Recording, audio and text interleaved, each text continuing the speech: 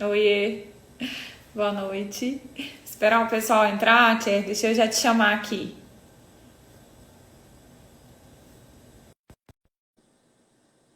Marcelinho, um beijo. Olá, Olá, boa noite. boa noite, tudo bem, Tchê? Tudo bem, e você? Que bom te ver, né? Mesmo à distância. Como já era para esse mês a gente ter se encontrado, né? Mas aí não deu Já. certo, fazer o quê? Covid atrapalhando nossos ensinamentos. Não, ensinamentos, congressos, aprendizado, acho que tudo. Eu quero ver esse segundo semestre, viu? Vai ser difícil ficar em casa. Vai ser difícil. Vai juntar um monte de eventos, mas muitos eventos que eu tinha, eh, na verdade, foram para o ano que vem. Então, Sim. não são todos que vão acumular. Então, eu tinha alguns eventos México, Suécia, O Havaí foi pro ano que vem, né? o Havaí, Nova York, né? Muda a sede. Nova York, o dia que era no Havaí esse ano foi para Nova York, enfim. Então, alguns eventos foram para o ano que vem. Outros ou foram para mais tarde, né? Enfim, novembro, dezembro, outubro. Eu tenho um evento a partir de setembro que ainda está mantido. Então, eles provavelmente estão esperando o desenrolar para saber se vai, né, vai ter realmente condições de se realizar esse evento. E aí, a partir de setembro, tem a AGL em novembro, enfim. Aí eu tenho que esperar. Não dá pra, a decisão É. vai ser agora, né? Vamos ver. Tem Então, Roma também, né? Que ficou para dezembro. Roma para dezembro, então são vários eventos aí que vamos ter no segundo semestre, com certeza. Pois é, vamos lá. Bom, primeiro quero te agradecer o convite. Falo que, assim, desde que eu comecei a minha carreira, você é uma pessoa que me inspira profissionalmente e que você já esteve aqui conosco, né, em Brasília, operando. Então, assim, é uma grande alegria poder compartilhar aqui esse momento e poder levar um pouquinho de informação. Ó, a Claudinha acabou de entrar, disse que não era para a gente decepcioná-la, olha só. Eu, Queria que eu, você. eu até Ah, estava pensando em botar uma polo, mas aí, como a Claudinha falou nos stories dela que a gente se veste bem, eu botei uma camisa social para manter o não nível. decepcionar. Eu só não ia botar um paletó porque no Rio tá calor. Aí ia ficar demais também. Aí eu botei uma social aqui para ficar um meio termo. Um meio termo. Não, Ela tá aí perguntando perguntando, cadê olha o aí. terno? Não, terno não dava hoje, nem gravata, é muito calor, tá doido. Não, tá bom demais. A social tá boa. Tá bom. Bom, queria que você se apresentasse, porque a gente tem um monte de assuntos, né? Ó, o Banal tá falando aí que você tá lindo. Tudo amigo. Tudo A gente amigo. tem que falar de mioma e de adenomiose, então queria, como a gente tem bastante gente que ainda é da residência, acadêmicos aqui, queria que você se apresentasse e falasse o porquê que você escolheu, né, a carreira da cirurgia ginecológica, como que foi sua inserção, assim, brevemente, para a gente poder começar. Bom, não, seguida agradecer o seu convite, na verdade, né? Então, fiquei muito feliz com o seu convite, prontamente aceitei. E, né, é sempre um prazer estar em Brasília, operando, enfim, ajudando, o que puder, só contar comigo. Agora, como é que eu fui para ginecologia? Foi interessante, assim, porque foi aquelas coisas da vida que junta, assim, né? Eu pensava em fazer alguma carreira cirúrgica. Isso eu tinha na faculdade que eu ia fazer alguma coisa cirúrgica. Eu tenho muito nervoso de rosto, de mexer em rosto. Então, assim, eu excluí otorrino, oftalmo, plástica. Então, essas já cortei logo. E, por coincidência de vida, eu fiz um concurso para ser bolsista no hospital aqui no Rio, no Hospital Estadual, o Hospital de Saracuruna, hoje é Adão Pereira Nunes. Fui bolsista lá. E, ao mesmo tempo, eu fiz meu internato. O início do meu internato, você tinha a opção de fazer um rodízio.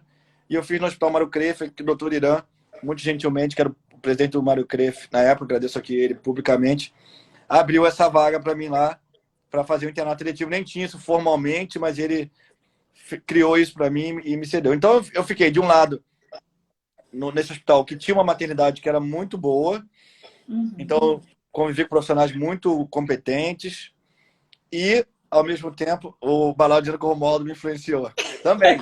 O Romualdo tem um pouquinho disso aí também. E, do outro lado, eu fazia, no Mário Creve, eu fiquei na área da mastologia. Então, acabou que eu, de um lado, fazia obstetrícia na maternidade, do outro lado, eu fazia a mastologia. Então, isso juntou para mim a obstetrícia com a ginecologia e me fez fazer obstetrícia e ginecologia. Eu entrei na residência para fazer mastologia, e aí, mas também por circunstâncias da vida, e aí, né, o Dr. Carlos Daly foi quem me fez fazer a vídeo, quem colocou a vídeo na minha vida, me elogiou no primeiro vídeo que eu entrei, e aquilo me despertou o interesse pela vídeo. E aí depois veio o Cláudio Cristo, né, o Marco Aurélio, que aí também por circunstância de vida foram para o hospital onde eu fazia residência, criaram o curso, eu fiz a prova para R3 de vídeo, e aí o resto é história, como se diz o ditado. E aí, pronto, aí fiz minha carreira em vídeo, e enfim, felizmente até hoje estou aí. A obstetrícia eu larguei de lado na minha residência, depois eu nunca mais fiz obstetrícia, e eu botei na minha cabeça que eu queria fazer cirurgia por vídeo, e eu saí da residência para isso. E eu fui fazer residência, procurei tudo que era possível para trabalhar, e especialização em cirurgia por vídeo, e preenchi minha semana basicamente com cirurgia por vídeo, e assim eu fui, basicamente fazendo cirurgia por vídeo. Tanto que meu consultório, eu brinco que o meu consultório é um viés assim, absurdo, porque eu abri meu consultório, já meu consultório cirúrgico, eu nunca colhi um preventivo no meu consultório. Um gineco que nunca colheu um preventivo no consultório, uma coisa meio fora do padrão, mas porque eu coloquei na cabeça que eu queria fazer cirurgia ginecológica e minimamente invasiva. E foi isso que eu, graças a Deus, até hoje consegui. Se tiver que voltar a dar plantão, eu volto. Mas por enquanto tá indo bem. Não posso reclamar, não.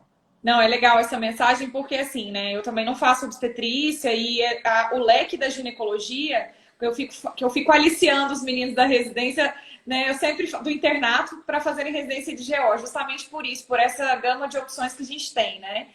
E vamos lá, então.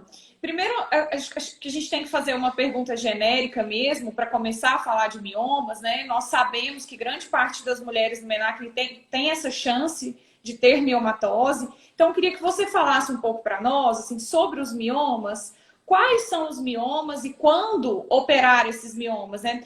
Porque a maioria das pacientes, às vezes, faz uma consulta ginecológica de rotina, encontra um mioma numa ecografia transvaginal básica e já chega preocupada com a questão, eu preciso operar, eu preciso fazer um tratamento. A gente sabe que tem a ver com sintomatologia também, então eu queria que você falasse para nós.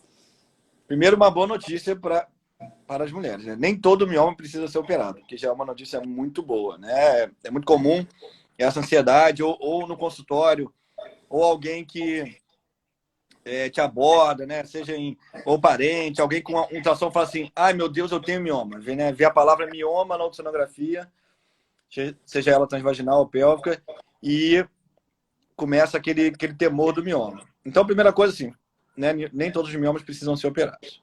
Fazendo uma divisão, né, de localização, né, que é uma localização, é uma maneira bem didática de explicar, nós temos os miomas que ficam para dentro do útero, e aí eu sempre faço a relação do útero com o cômodo, né, o cômodo onde você está.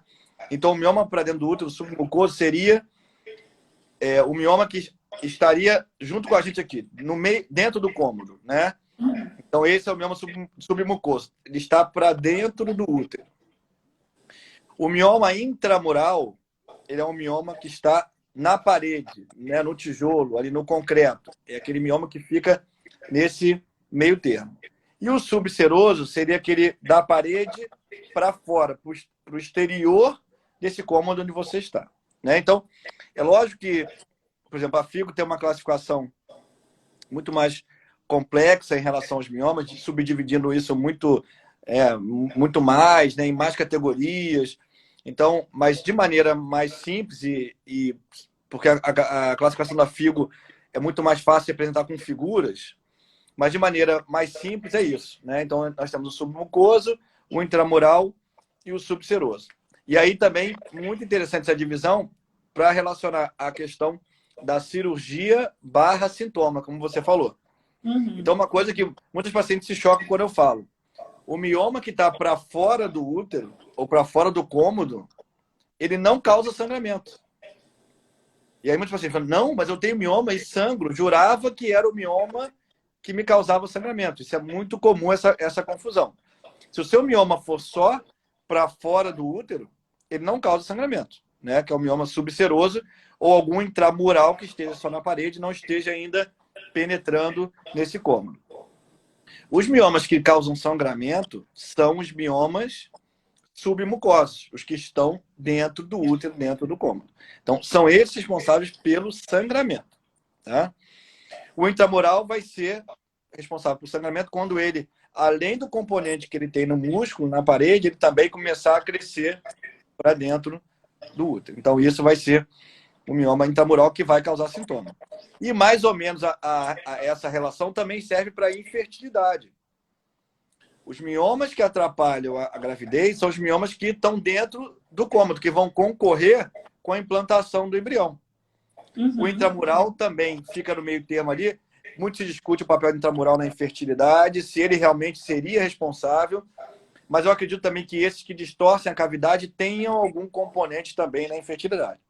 O subseroso, aquele que está para fora do útero, que ele faz um volume, mas um volume para fora do útero e fazendo um volume para o abdômen, ele não tem nenhuma interferência na infertilidade dessa paciente.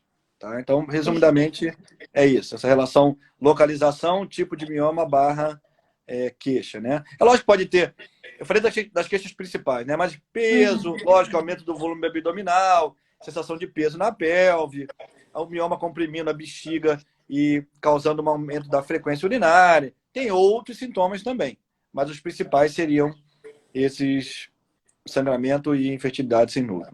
Chaz, e aí é interessante porque às vezes eu recebo a paciente no consultório com 3, 4 indicações de outros colegas de miomectomia aberta, porque não dominam a técnica, porque são múltiplos miomas. Então, como nós trafegamos nessa área minimamente invasiva, eu brinco que são desafios diários, né? A miomectomia ela é um desafio relevante aí para o médico, principalmente que está começando a carreira de videolaparoscopia.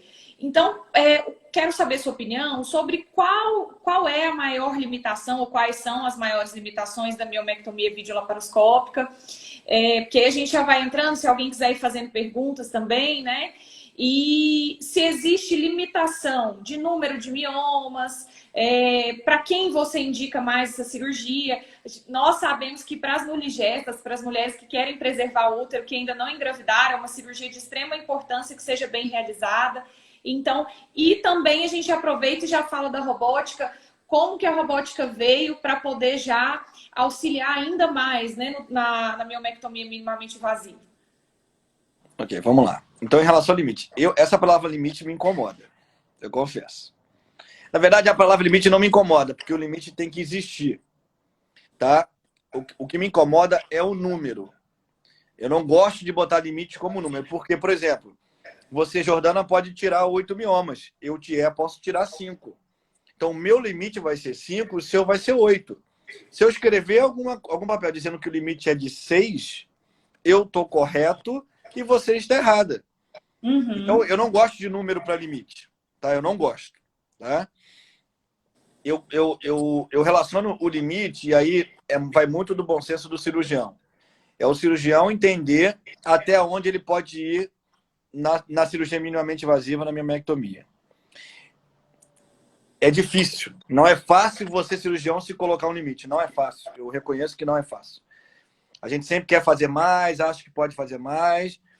Então, no consultório, você tem que ter ali muito bom senso, conversar bem com a paciente, né, explicar as possibilidades do que você pode fazer pela cirurgia minimamente invasiva. Eu posso te falar o que eu já fiz. Tá? Para te colocar o que eu já fiz. De volume, eu já tirei mioma de 18, 19 centímetros por vídeo. De quantidade, meu número maior por vídeo são 23. Tá? Pode 25? Pode 28? Pode. Eu não coloco 23 como um limite. Foi o que eu já fiz mais. Agora, realmente você tem que pesar um risco-benefício. A miomectomia, a cirurgia da miomectomia, ela é a cirurgia que mais bom senso tem que ponderar e ter na hora da indicação da via minimamente invasiva. O que tem que ser, sem dúvida, comparado com esterectomia, com endometriose, não tem comparação. Ela é a cirurgia que eu paro no consultório e penso se eu vou fazer por vídeo ainda ou não. Mas quando eu falo que eu penso, não é o que eu vejo no consultório às vezes. Paciente que chega para mim com um mioma de 8 centímetros que foi indicado a barriga aberta. Entendeu? Não dá. Isso, quando eu escuto isso, realmente eu respiro fundo, né? E vou lá com a paciente, olha, não é bem assim, dá por vídeo sim. Esse bom senso tem que ser no bom senso de um limite razoável. E não qualquer mioma que apareça, você usar a justificativa de que aquele mioma não sai por laparoscopia ou por robótica. Tá? Então, essa é uma mensagem muito importante em relação à questão do limite. Essa pergunta é ótima, porque é um assunto que sempre me incomoda quando eu dou aula ou quando eu estou em alguma mesa de discussão sobre miomectomia. Uhum. Mas E acho é que legal isso. Você falar com a paciente, você discutir. Para o pessoal que está começando, a gente sempre discute isso. Falar para o paciente sempre a possibilidade de conversão, por mais que a gente não queira, né? Mas assim, e aproveitando que a gente ainda está nesse assunto, eu quero saber de você o que você tem usado assim de adjuvantes, né? Porque a Karine hoje mais cedo estava discutindo um caso comigo de uma paciente que o colega fez o uso de vasoconstritor e cursou como FA. A questão do misoprostol, a gente poderia falar também. Ou você Deixa não eu usa só, nada? Você faz ligadura de uterina? deixa eu só reforçar aqui, eu sempre falo isso nas lives, para as perguntas ficarem na caixinha da pergunta. Na tela de vocês tem um ponto de interrogação para perguntar para a Jordana, para aparecer para ela no setor de perguntas. Tá aqui. Se fizer as perguntas nos comentários, as perguntas vão subindo, a gente não vai ver. Então, faça a pergunta no ponto de interrogação que tem embaixo da tela de vocês aí. Porque a Jordana recebe lá e depois a gente vai dar um tempo no final para a gente poder só responder as perguntas, tá bom? Perfeito. Até esqueci sua pergunta, Jordana. Até foi uma que foi feita aqui mesmo, com relação à adjuvância quando você vai realizar a miomectomia. Ok, vamos lá.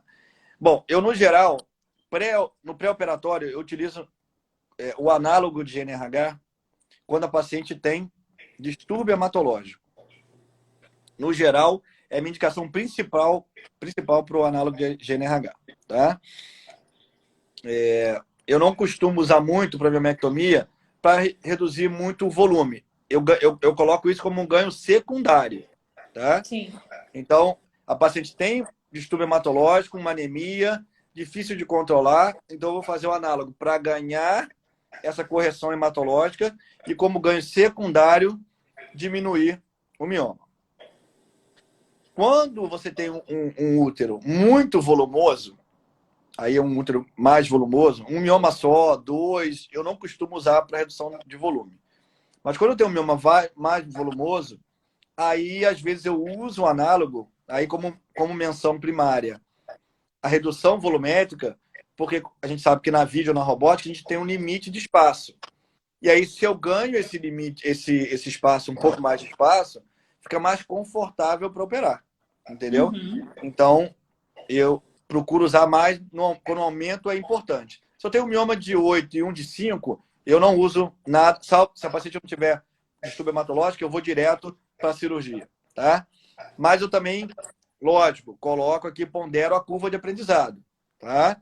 Se você está no momento da curva, que um mioma de 8 e um de 5, para você ainda incomoda o volume, faça então um análogo e reduza o volume. Também não é nenhum problema utilizar. Estou colocando aqui o que eu, Thier, utilizo na prática. Tá? Isso no pré-operatório. Tá? Durante a cirurgia, o que eu gosto de utilizar mais é a ligadura da artéria uterina. Tá? Porque eu ganho duas vantagens aí na utilização da ligadura. Primeiro, que é a redução do sangramento, que todo mundo se preocupa, a miomectomia é a cirurgia que mais causa conversão e a que mais faz utilização de transfusão em ginecologia. Por motivos óbvios, pelo sangramento excessivo durante a miomectomia. Então, a ligadura me traz esse benefício da redução do sangramento. Um outro benefício da ligadura é a redução da recorrência dos miomas. Que na paciente que vai fazer miomectomia múltipla, e aqui também eu não faço, quando eu tenho 1 ou 2 miomas, eu faço normalmente quando a paciente passa de 5 miomas, que aí já me mostra uma tendência importante dela de ter realmente miomas no futuro ainda. E eu gosto de utilizar a ligadura por causa disso. porque a redução da recorrência cai em torno de 25, 28% quando eu não faço a ligadura, para 5% quando eu faço a ligadura. Então, o benefício é bem importante nos dois pontos: redução do sangramento mais recorrência. Os outros, análogo, vasopressina, misoprostol, tudo isso que você utilizar, ele não vai trazer o benefício da redução da recorrência. Tá? Alguns casos que eu faço, às vezes eu uso combinado. Eu posso fazer o misoprostol mais a ligadura.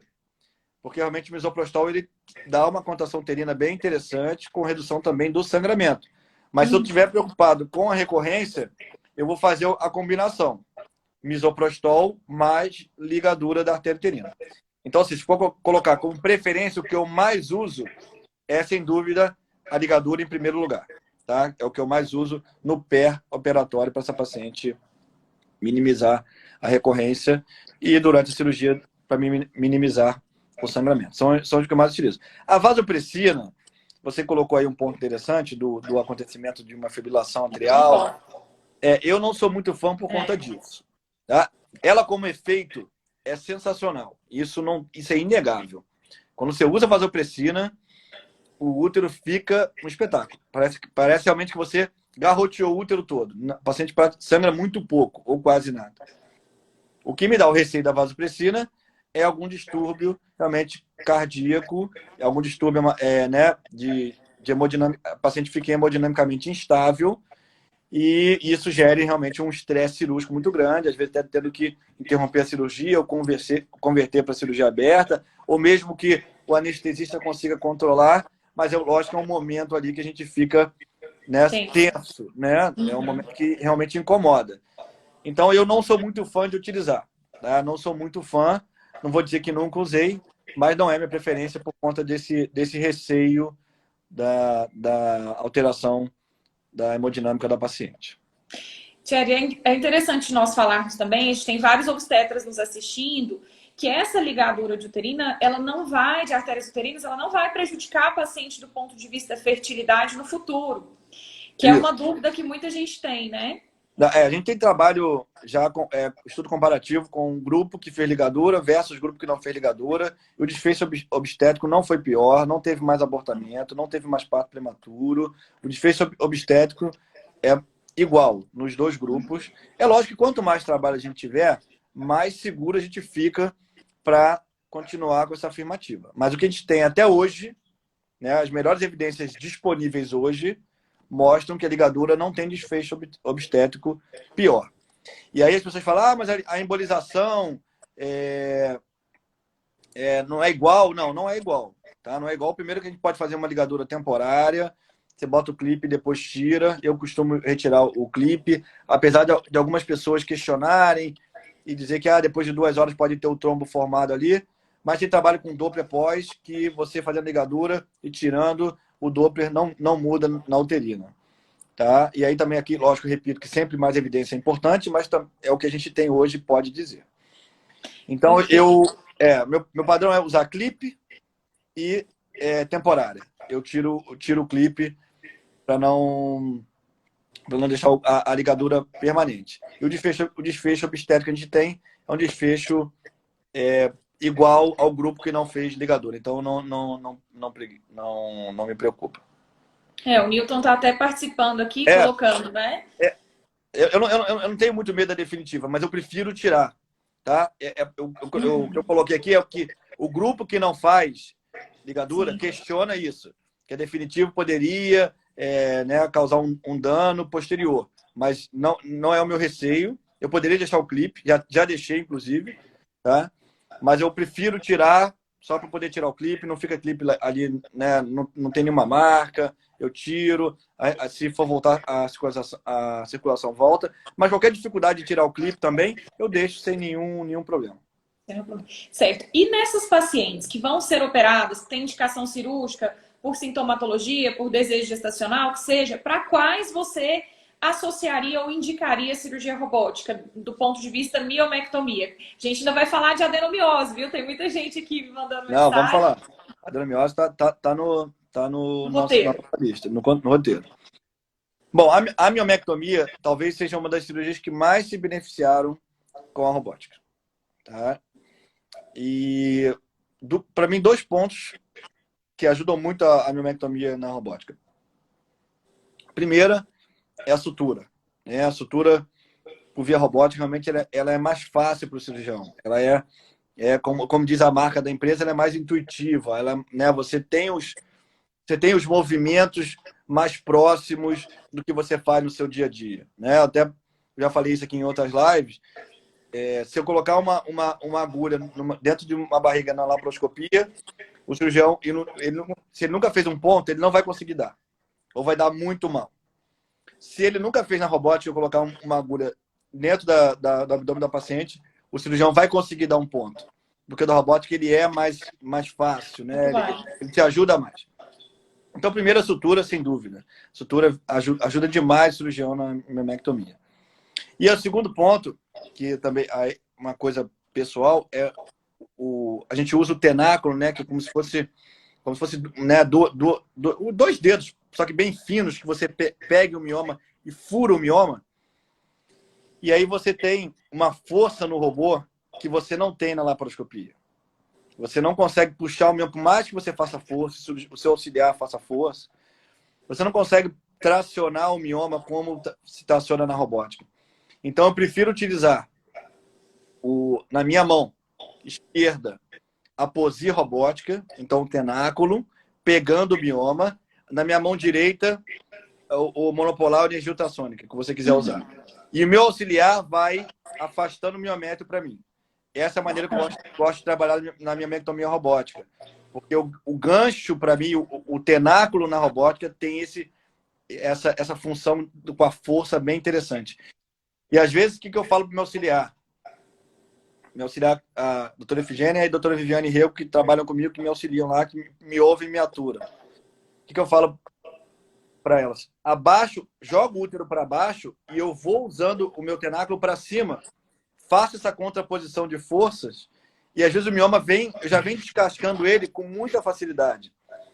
Então, esses 2 pontos, para mim, facilitaram muito a robótica. Então, assim, eu conheço cirurgião que não tinha muito medo de fazer cirurgia, miomectomia laparoscópica, ou tinha um limite muito baixo, tá? Conheço alguns, e que quando a robótica começou a acontecer, eles simplesmente conseguiram aumentar o seu limite na miomectomia robótica. Por essa questão, aí ficaram mais rápidos na sutura. Uma coisa que limita muito a miomectomia é a velocidade do cirurgião de suturar. Então, eles ficaram mais rápido na sutura, mais rápido na retirada do mioma, do miométrio. Então, a cirurgia ficou mais fácil. É lógico que o cirurgião... Eu falo o seguinte, o robô não ensina ninguém a operar. Então, não adianta a pessoa, não sei nada de cirurgia, me bota no robô e eu opero. Não é isso. Mas se o cirurgião já tem alguma habilidade, mas às vezes falta só o receio, tá faltando um pouquinho da velocidade na sutura, talvez na robótica ele consiga subir um pouquinho esse nível. Entendeu? Eu particularmente, uma paciente eu indico robótica direto, que é a paciente mais obesa. Porque a força que eu faço na hora da laparoscopia, eu perco o meu movimento fino. Sim. Na robótica, não. O robô compensa isso, ele vai fazer a força por mim e meu movimento continua fino mesmo na robótica. A robótica compensa tremor, compensa qualquer movimento mais abrupto que eu faça. Na laparoscopia, você fica com um movimento um pouquinho mais grosseiro, não fica tão fino quanto você opera uma paciente que você não tem que brigar tanto com a gordura abdominal. Então, quando a paciente é mais obesa, eu prefiro já indicar a robótica direto. Tá? E nas outras eu vou, converso com a paciente, enfim, pondero ali. Paciente muito magria, por exemplo, eu não gosto muito de fazer robótica, porque os braços ficam muito próximos. E aí conflita. E eu acabei vendo o Newton respondendo aqui, em relação ao número de braços. Eu não gosto de usar 4 braços na robótica. Eu uso a ótica e mais 2 braços e o auxiliar, tá? Por 2 motivos. Primeiro, a economia é um fator, sem dúvida. Estética é outro, é menos um corte na paciente, tá? E o que eu questiono muito é o seguinte, eu faço laparoscopia com 4 cortes, um no umbigo e mais 3. Se a robótica é igual à laparoscopia ou vem para rivalizar, para ser igual, não tem sentido fazer um corte a mais. Então, estou dizendo que com a robótica eu consigo fazer menos do que eu faço na laparoscopia. Então, não é isso. Então, eu tento mimetizar o meu procedimento laparoscópico na robótica e utilizar o mesmo número de incisões. Senão, eu vou dar mais uma incisão para minha paciente. Eu tenho meu consultório em Ipanema e pode alguém operar uma paciente ou outra que diga que não faça diferença. Mas meu consultório em Ipanema e na Zona Sul faz diferença uma incisão a menos, sim. Entendeu? É só atravessar ali a rua que você vai para a praia. Então, elas querem menos incisão possível, menor possível. Então, por isso que são um dos motivos porque eu uso, né, 3 braços robóticos e uma punção auxiliar. Isso, lembrando, né, que a gente tem os alunos também, que um aluno me mandou uma mensagem que, mas e aí, tirou o mioma, como é que o mioma sai por via minimamente invasiva? A gente tem que lembrar do morcelador, né? Se quiser explicar um pouquinho, rapidinho, só para o pessoal entender que não é só tirar o mioma. O mioma pode ser grande, ele sai. Uma parte eu gosto muito. Tocou numa parte que eu gosto muito. Muita gente não gosta de morcelar, né? Mas eu sou o oposto, eu gosto muito de morcelar. Enfim, a gente passou por um problema em 2014, né? Por um morcelamento de um sarcoma, enfim, em todo um histórico. E a gente passou a ter mais cuidado no morcelamento, o que é ótimo, o que realmente a gente precisava ter mais cuidado realmente no morcelamento, tá? É aquela coisa, você faz de uma maneira e aquilo é padrão. Quando você melhora, você fala, nossa, isso aqui devia ter sido padrão há muito tempo. Mas a vida é assim, a gente vai aprendendo e vai tentando melhorar. Então, hoje, eu sempre faço nas minhas pacientes, nos meus casos, eu morcelo dentro de uma bolsa, dentro de um bag, tá? Então, esse mioma, você coloca esse mioma dentro de um pode ser, existe algum material especial para isso, uma bolsa especial para isso, mas se não tiver também naquele momento, coloque um bag normal que você está utilizando. E aí eu introduzo o morcelador nesse bag especial e eu vou fragmentar esse mioma todo dentro dessa bolsa. Quando eu acabar de morcelar, todo o conteúdo que eu morcelei está contido nessa bolsa. Eu tiro da barriga da paciente sem nenhum fragmento se espalhar pelo abdômen. Então é muito mais seguro hoje a gente morcelar do que quando a gente morcelava no passado, há 5 anos. Tá? Então esse é o meu padrão hoje. Se você não tiver... mas eu não tenho morcelador. Aí, o que eu faço?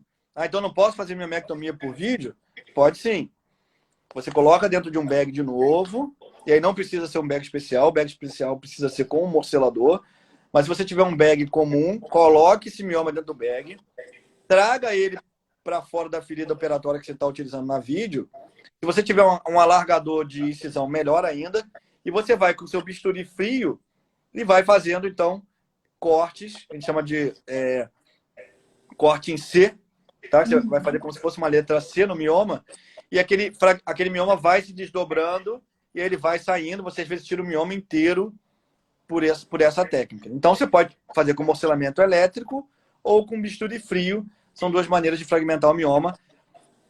Então, isso não impede você de não ter um morcelador ou de ter tirado o mioma e agora tem que fazer barriga aberta. Não, você continua fazendo a via minimamente invasiva e isso tanto faz. Laparoscopia ou robótica, o morcelamento não escolhe via. Você pode morcelar com qualquer via.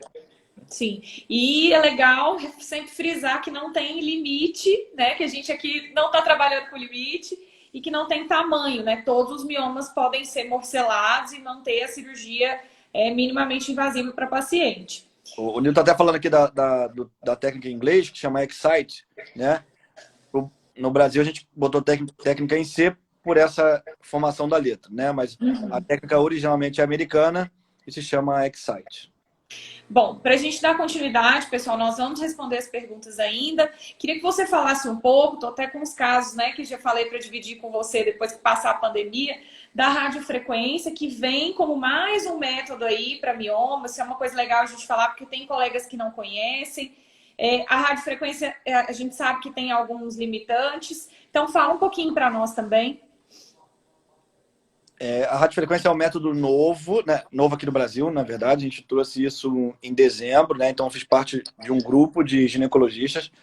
Nós fomos para a Espanha para fazer um treinamento com com uma espanhola chamada Maria Luísa Canhete, que por coincidência eu tenho o prazer de ser amigo pessoal dela. Inclusive, já vou adiantar aqui, nós vamos fazer um webinar internacional com ela sobre radiofrequência. Então, depois eu vou divulgar isso mais para frente, deve ser início de maio, tá? Mas, enfim, fomos lá, ela, né, enfim, fez o treinamento com a gente, voltamos para o Brasil e começamos a utilizar essa técnica. Não é para todos os miomas, tá? A radiofrequência vem como mais uma ajuda nesse arsenal que a gente tem para tratar nossas pacientes. Então, a laparoscopia, a esteroscopia, né, nos miomas submucosos, a gente vai utilizar a esteroscopia. Nos miomas que estão intramurais ou subserosos, a laparoscopia. E a radiofrequência veio para ajudar a gente no meio termo. Então, em que momento a gente utiliza a radiofrequência? Normalmente, a gente não utiliza em miomas de maiores de 5 centímetros, tá? Normalmente, porque, de novo, aquela questão do limite, né? Você pode fazer um pouco mais, se você tem um pouco mais de experiência, achar que aquele mioma é seguro fazer, você pode passar um pouquinho. Mas, no geral, principalmente se você está começando, não é recomendado fazer em mais de 5 miomas, miomas de maiores de 5 centímetros, e pacientes com mais de 3 miomas. 3 miomas que eu digo, 3 miomas que você vai tratar. Uhum. Não é paciente ter 3 miomas. Se a paciente tem um mioma de 1 centímetro, um de 1,5, você não tem sentido mexer. E ela tem 3 outros de 4 centímetros, eu estou dizendo nesses 3 de 4 centímetros. Então, você vai tratar esses 3. Se ela tiver 5 miomas de 5 centímetros, talvez já não seja a melhor técnica, a melhor paciente para você utilizar a radiofrequência, tá? Como é que é feita a radiofrequência? A gente usa um transdutor transvaginal, como se fosse uma ultrassonografia transvaginal mesmo. A gente encaixa nesse transdutor um guia para uma agulha. Essa agulha é ligada a um gerador. E esse gerador, a gente vai introduzir essa agulha via transvaginal, vai localizar o mioma guiado por ultrassom. E aí a gente, uma vez que eu esteja localizei o mioma, coloquei a agulha onde eu quero, eu aciono o pedal e aí o gerador começa a esquentar a ponta dessa agulha. E aí vai gerar calor, o gerador vai me mostrando. Quando ela mostra que o tecido já está queimado, ali já foi destruído aquela área do mioma, a impedância do tecido começa a aumentar, eu leio isso no gerador, aperto o pedal de novo e ele desarma e aquela área está, então, realizado o tratamento, está queimada, enfim, está destruída. Você pode fazer o one shot, que é esse, você vai no centro do mioma e resolve o mioma, ou, se você achar necessário, você pode fazer o de multi-shot, ou seja, você vai fazendo diferentes localidades a mesma técnica. Introduz a agulha, queima, tira a agulha, muda a posição, introduz a agulha de novo, queima aquela área de novo, e assim vai até que você ache que o mioma, então, foi devidamente tratado. Eu fiz um tratamento, até lá em Juiz de Fora, que eu fiz uma combinação até uma coisa que a gente não tem no mundo até. Eu fiz uma combinação usando essa técnica e depois eu passei a agulha por via esteroscópica e terminei de queimar esse mioma, de destruir esse mioma por via esteroscópica, enfiando a agulha no miométrio. Então, legal. Na verdade, eu fiz o que a gente chama de tratamento multimodal, né? Ou seja, você usa mais de uma técnica para tratar o mioma. Então, a gente está tentando escrever isso, enfim, organizando a parte de material. Foi com a Juliana lá de Juiz de Fora que eu fiz esse caso. E a gente teve o sucesso, a paciente está ótima, já teve o feedback dela, o sangramento parou, né? Quer dizer, o fluxo dela menstrual normal que ela tinha antes do mioma. Então, a paciente ficou muito satisfeita e foi um sucesso então, essa combinação da técnica. E já pegando o gancho da radiofrequência para adenomiose, só para falar, e a gente vai começar também a fazer adenomiose. Então, casos de adenomiose, que hoje as pacientes ficam talvez sem muita opção de tratamento, a gente vai começar a tentar utilizar a radiofrequência para adenomiose. Já tem vários estudos sul-coreanos mostrando essa influência da radiofrequência na adenomiose. Então, acho que é bem interessante a perspectiva aí para o futuro da radiofrequência. Não, o ganho é fantástico, né? E aí, já que a gente já começou a falar, assim, reforçando, né, para as pacientes que estão assistindo a gente, todas essas são alternativas que permitem a paciente alta precoce, retorno às atividades mais precoce possível. Então, vale a pena você ter um médico especialista que individualize o seu caso, né, Tchers? Porque senão fica aquela coisa assim, não existe receita de bolo para miomatose. E muito menos para adenomiose, né? Então, vamos já começar a falar, que incrivelmente já passaram 40 minutos, as definições, né, de adenomiose e quais seriam as possibilidades de tratamento. Para nós, eu acho que mais que a miomatose, a adenomiose é aquele tratamento muito desafiador, principalmente quando a gente pensa em garantir a fertilidade da paciente. Então, vamos lá. Em relação à definição da adenomiose, né? Então, voltando para a questão do cômodo, que eu gosto muito, né, de falar, comparar no consultório para paciente em relação a cômodo. Então, a adenomiose, eu até falei em outra live, a adenomiose, né, sendo simplista, é quando a tinta infiltra na parede. Então, é quando o seu endométrio, a camada interna do útero, ela infiltra no músculo uterino.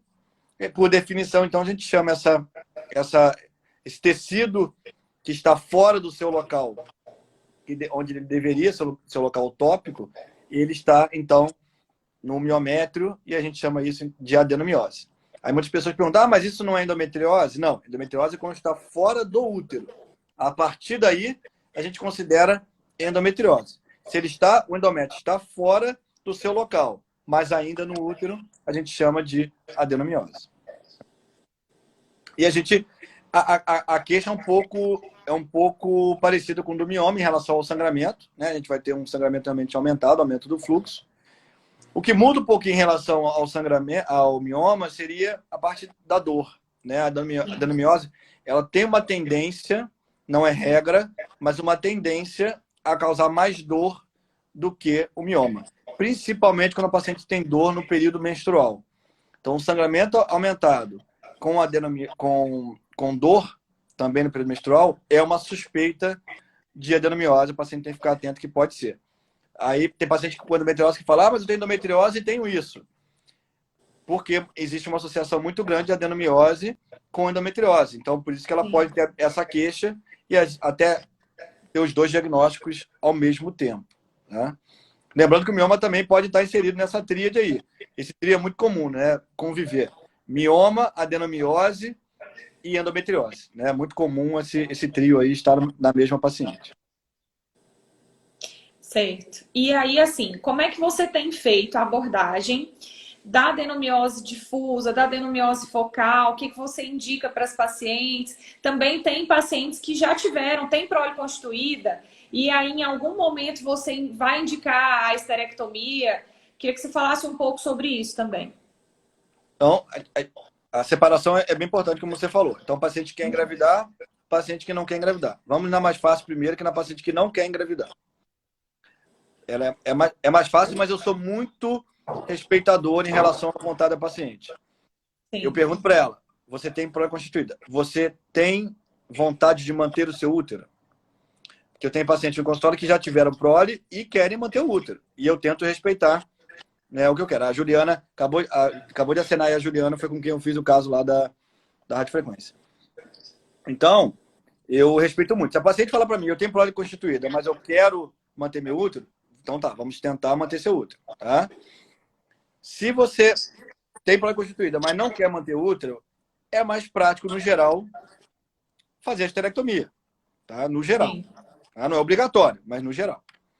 Quando a paciente tem prole constituída, mas ainda quer manter o útero, normalmente eu tento algum tratamento hormonal. E aí a minha preferência geralmente é o DIU de levonorgestrel. Tá? Normalmente é a minha primeira opção para os pacientes que não querem engravidar, mas querem manter o útero. Tá? Se for uma adenomiose, na adenomiose difusa principalmente. Se for uma focal, dependendo do que a ressonância me mostrar, eu faço uma combinação. Eu, às vezes, faço a ressecção da adenomiose focal e na cirurgia já coloco o Mirena, o DIU de levonorgestrel. Tá? Mais ou menos isso é a paciente, então, que não tem prole. Que já tem prole, desculpa. Isso por videolaparoscopia, né? Para o pessoal saber. Tudo isso por laparoscopia. Tá? Para mim já é tão automático que eu já coloco embutido no discurso. Laparoscopia ou robótica é a minha via de escolha. Como eu disse, a radiofrequência vem como uma opção agora também. Tá? Então, nas pacientes com adenomiose difusa, eu acho que a gente vai ter uma grande arma aí para poder tratar esses pacientes, porque a gente vai poder, com a agulha, fazer diferentes pontos de queimadura no miométrio e tentar, então, enxugar esse útero e melhorar o status do útero da nossa paciente. Tá? Então, acho que a gente tem que caminhar ainda um pouco mais, mas eu estou bem esperançoso e bem animado em relação a isso. Na paciente que quer engravidar, aí a adenomiose desafia um pouco a gente. Na adenomiose focal, é um pouco mais tranquilo, porque a gente consegue também fazer ressecção por via minimamente invasiva. E aí eu vou ou na laparoscopia ou na robótica. Na adenomiose focal, que seja aí 3 centímetros, eu acho que também a gente vai poder utilizar a radiofrequência. Porque às vezes a localização é muito ruim, fica muito próximo do endométrio, às vezes é ruim de ressecar por histeroscopia e às vezes o acesso via laparoscópica também não é tão bom. Então, às vezes, precisa então fazer uma abordagem que a gente não tinha muito o que fazer no momento.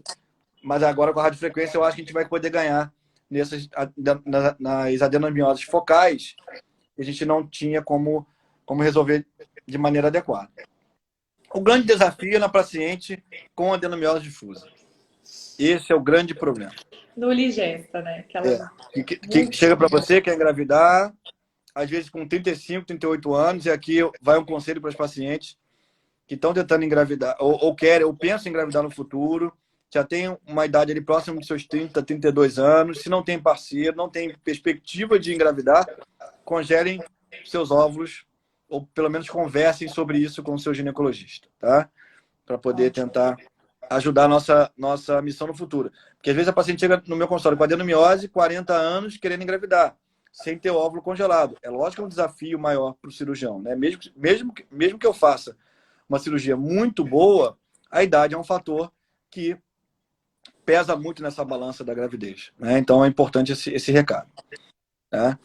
Mas vamos lá, na adenomiose difusa, nós temos algumas opções, nem todas são sensacionais. A parte mais radical se chama cirurgia de Osada, que é uma cirurgia onde você faz a ressecção praticamente desse miométrio doente quase todo. Você deixa 1 centímetro para o endométrio e 1 centímetro para a serose, ou seja, 1 centímetro para a parte interna e 1 centímetro para a parte interna do útero, externa e interna. Você deixa 1 centímetro de cada lado e o meio você resseca. Tá? Essa cirurgia por laparoscopia é muito difícil, mesmo para quem tem mão muito boa. Então, no geral, ela tem sido feita por laparotomia. Eu acredito que a gente evoluindo mais na robótica, a robótica aproxima a gente um pouco mais da laparotomia. Então, talvez a cirurgia de Osada por robótica seja mais factível do que por laparoscopia. Tá? Isso é uma opinião pessoal. Não existe publicação que diga isso. É uma opinião minha. Eu acho que é o mais próximo que a gente vai chegar da cirurgia de Osada laparotômica vai ser via robótica. Né? Isso, então, na difusa. E também a gente vai utilizar a radiofrequência também na paciente que quer engravidar. Tá? Então, já existe, como eu disse, alguns estudos sul-coreanos com paciente com adenomiose difusa. O N ainda não é muito grande, mas com um sucesso razoável. Para quem não tinha uma chance quase nenhuma, ou um desfecho muito ruim, é uma boa chance. Tá? O que eu faço também na paciente com adenomiose difusa, e aí também vai depender da idade, do que eu converse, eu também divido isso muito com o fertileuta. Sim. Porque eles fazem alguns protocolos com análogo de GNRH que elevam a chance de engravidar. Então, eu sempre procuro, nesses casos que são mais difíceis, onde a decisão realmente é difícil você tomar ela sozinha, eu divido com o fertileuta e a gente bate bola ali, conversa sobre essa possibilidade. Então, você acha que vai ser melhor o desfecho para ela, de repente, com análogo, melhorando um pouquinho a chance dela? Não é 100%, né? Nenhum tratamento de medicina é 100%. Pelo contrário, a adenomiose é uma pedra no sapato de qualquer pessoa que queira ajudar a paciente a engravidar, seja ele cirurgião, ou seja o médico que está tratando, seja ele fertileuta. É difícil para os dois lados, mas o protocolo com análogo tem melhorado um pouco, pelo menos, a chance dessa paciente engravidar. Então, assim, resumidamente, eu acho que isso a gente pode pormenorizar muito mais, mas resumidamente é mais ou menos o que eu traço quando eu estou com a paciente ali na minha frente. E lógico, eu sempre divido com ela, coloco prós e contras, e as pacientes também vão junto comigo decidindo o seu tratamento, né? Eu não uso tratamento como via única, né? Eu sempre divido, né, com o paciente essa decisão. Entendeu?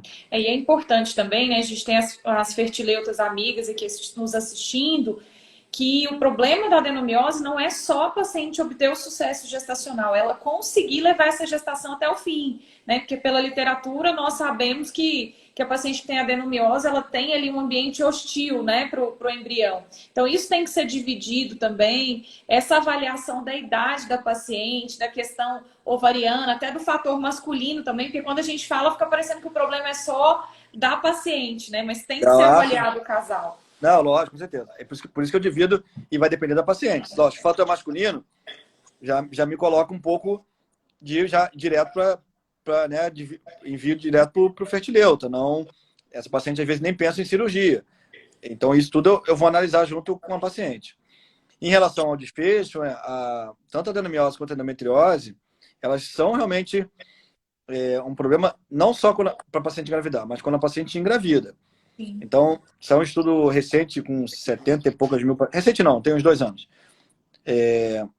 Mais de 70 mil pacientes, que mostrou nitidamente que a endometriose ela influencia no abortamento, assim como a adenomiose, né? E uma coisa que, não sei se todo mundo sabe, a endometriose ela é um fator de risco para a ectópica. Tá? A paciente que tem endometriose ela tem um fator de risco aumentado para a gestação ectópica. Uma coisa que eu vejo pouca gente falar ou pouca gente replicar essa informação. Então, tem que se preocupar, assim que a paciente engravida, com essas preocupações. A adenomiose é mais na redução da implantação e no aumento do abortamento. E a endometriose ainda tem uma outra questão, colocando endometriose no meio aqui, porque acaba, né, não tem jeito, você acaba não tem falando. Como não falar.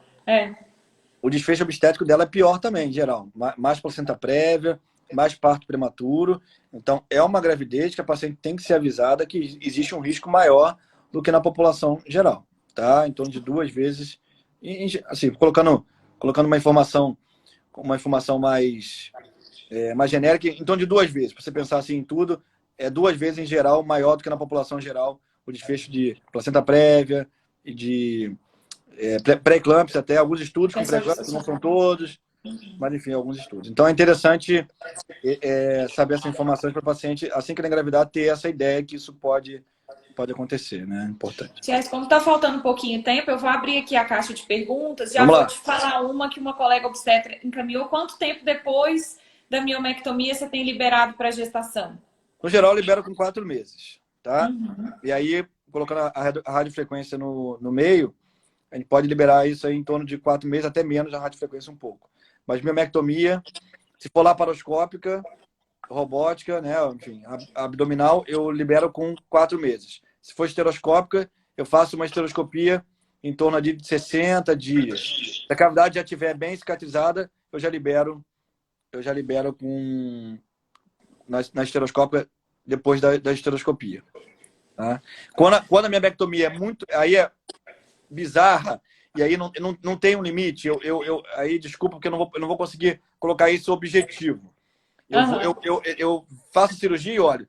Se aquela miomectomia múltipla, aquele útero que fica Frankenstein no final, e aí eu seguro até uns 6 meses. Aí eu seguro até 6 meses. Mas no geral, na miomectomia normal, sem muitos miomas, eu libero com 4 meses.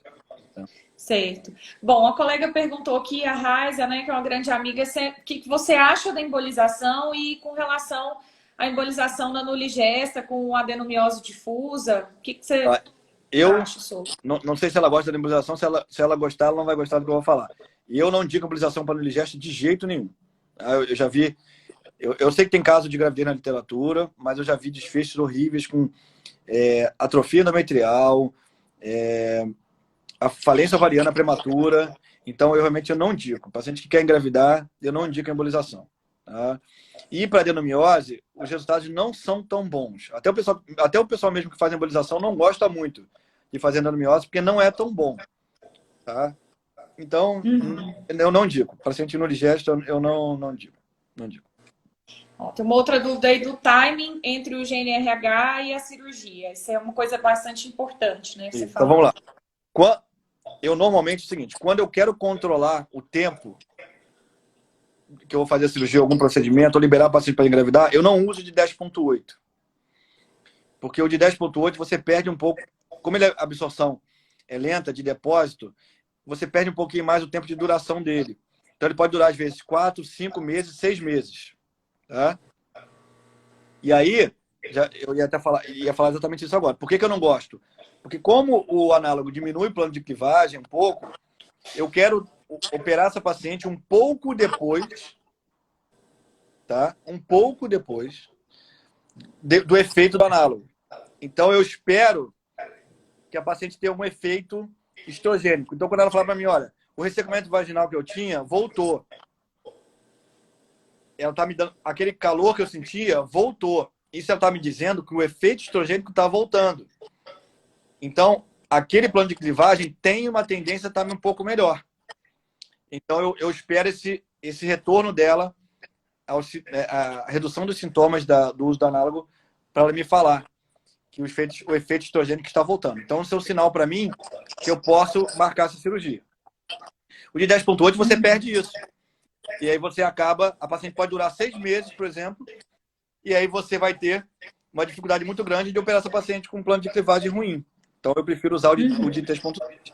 Então, se for botar em tempo, então de 45 dias da última ampola, de 3,6. Ou assim que voltar os efeitos estrogênicos dela. Entendeu? Certo, aqui. Benefício da ligadura, você pesa a idade da paciente? Creio que não, né, Tia? Não. Eu peso o número de miomas. Miomas múltiplos eu faço ligadura. Se a paciente tem 1, 2, 3 miomas, eu não faço ligadura. Aí eu vou direto para a memectomia e não faço. Tá? E também desejo engravidar, para mim, não me afeta na escolha da ligadura. Se a paciente quiser engravidar, eu faço a ligadura temporária e tiro o clipe. Tem uma pergunta aqui que é preocupação com a aderência. Eu creio que o colega deve ser cirurgião, né? Paulo Cará, conheço, meu grande amigo do Porto Alegre, de Caxias do Sul. Caxias do Sul. Muito grande amigo de anos. Paulo Cará me conheceu com cabelo ainda. Seguinte, bom, a aderência, no geral, eu não utilizo nenhum antiaderente, porque não há evidência que nenhum antiaderente funcione, tá? Então, eu não utilizo por isso, por falta de evidência de que você tenha sucesso na redução das aderências. O único que se provou foi o Intercídio. Mas o Intercídio ele melhorou a aderência, mas não melhorou a gravidez. Entendeu? Então, na verdade, o desfecho dessa paciente normalmente não é a aderência. Para ela, pouco importa se ela tem um pouquinho mais de aderência ou menos. O que importa para ela é se ela vai engravidar. Então, como nenhum produto foi capaz de mostrar melhora na gravidez, aí eu acabo não utilizando.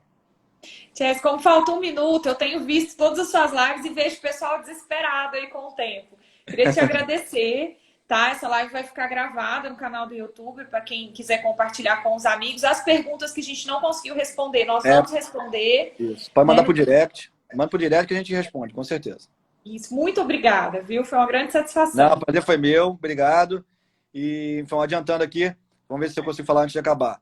Então, a live vai ter um webinar de adenomiose, então, com a Maria Luísa Canhete, da Espanha. Amanhã tem uma live às 7 horas com o Juan Diego, da Colômbia. Vamos falar de dor pélvica crônica, tá? Vou exercitar meu portunhol. E quarta e quinta-feira, 2 lives em inglês. Quarta-feira com o Ted Lee, que é vice-presidente da AGL, sobre endometriose. E na quinta-feira, sobre robótica e ginecologia, com o meu amigo Gabriel Mauá, de Washington. Tá ótimo. Vamos estar em todas, Tia. Tudo de bom, viu? Um grande abraço. Obrigado. Prazer estar com vocês. Beijão. Tchau, tchau. Tchau.